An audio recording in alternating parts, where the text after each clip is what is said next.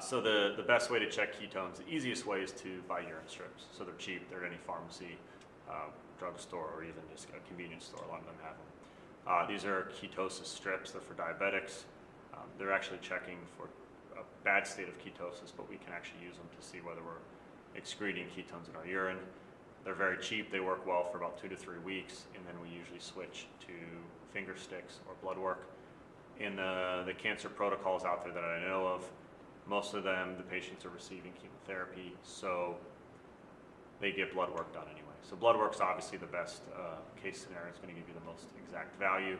And if you're on a clinical trial, we certainly want to make sure you're getting blood work done so we have those exact values.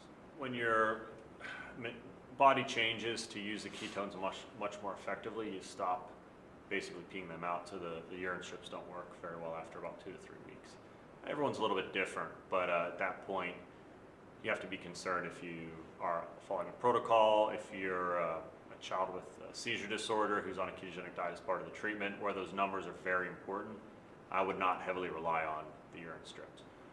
For those of us that go in and out of ketosis, whether it's just because our diet's generally low carb or we're doing it on purpose and we want to be safe about it, the urine strips usually work just fine.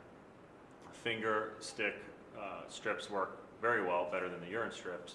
They're just very expensive, and it's annoying for some people to stick their finger. So those things need to be cheaper. So the breath analyzers, they could go a long way. There's one that I know of that exists now. You can find it on, I think, Amazon. It gives you a range of values, so I think it's good.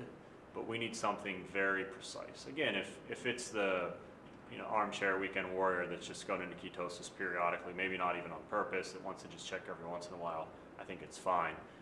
But in my line of work, when we have people on clinical trials where we really need to know what their ketone levels are, we certainly need to make one of the breathalyzers that can very accurately tell us those values. So I don't know of any right now.